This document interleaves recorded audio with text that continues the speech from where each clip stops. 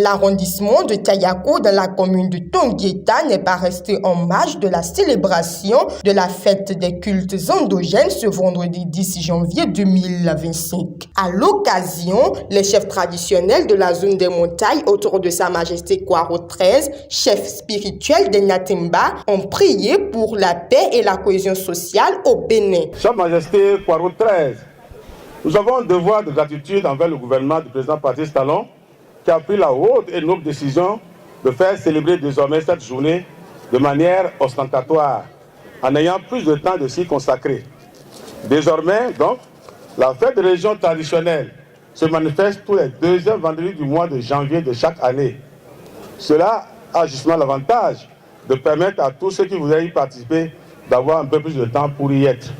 C'est encore l'occasion de remercier le président de la République et son gouvernement qui ont su redonner à nos traditions les valeurs qui sont les siennes, en les plaçant, elles et leurs gardiens, au centre de sa politique culturelle. Je voudrais alors prier humblement à Sa Majesté Kwaro XIII de veiller sur les mains de nos ancêtres, de prier pour la paix au Bénin et de prier pour nos dirigeants et pour tout le peuple béninois.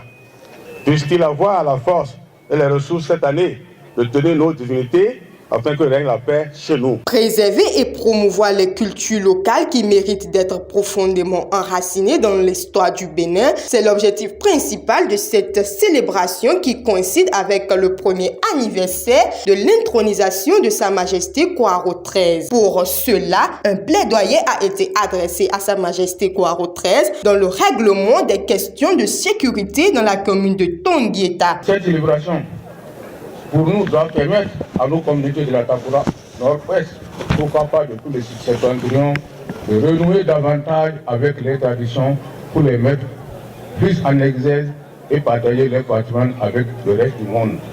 Pour moi, c'est tout le sens que revêt la célébration des religions endogènes chez nous, au nord et plus particulièrement à Tayakou ici. Cette année, la célébration du 10 janvier à Tayakou coïncide avec le premier anniversaire de l'intronisation du chef spirituel Kwaro XIII pour poursuivre les œuvres de Sa Majesté Kwaro Dogo XII.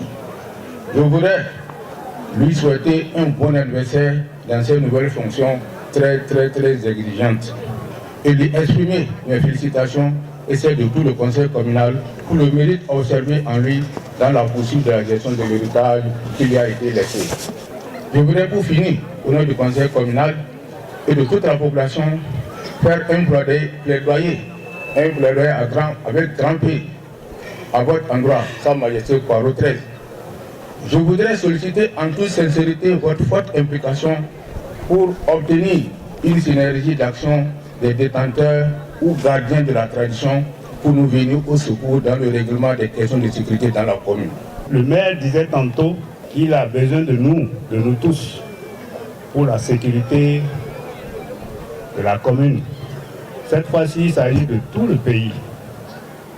Tout le pays, et nous avons besoin de vos prières. Nous avons besoin de vos prières surtout pour soutenir nos soldats, nos enfants, nos fils qui sont au front. C'est vrai, ils sont là pour ça, mais nous devons les soutenir. C'est nous tous qui sommes concernés.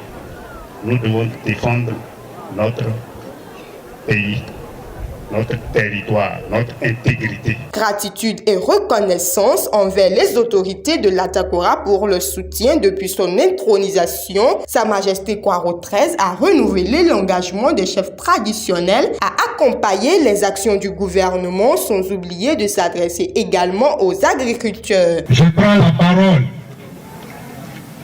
pour remercier les fils et filles de la commune de Tonguieta et de ses environs.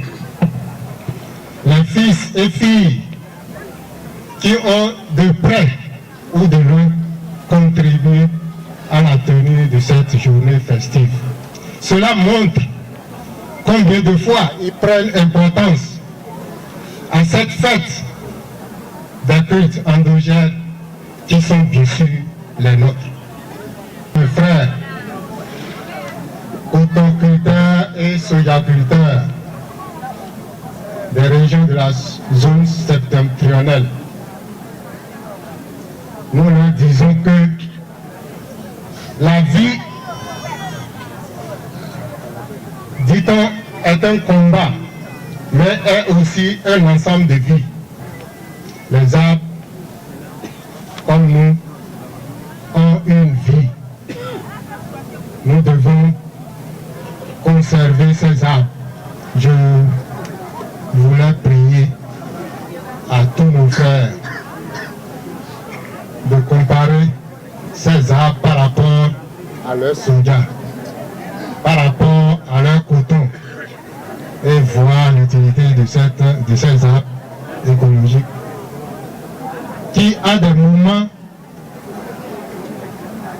abritent nos cultes. Ainsi, Tayakou aura marqué d'un cachet spécial la fête des religions endogènes loin de Ouida, où se déroulent les festivités du Vodun Days.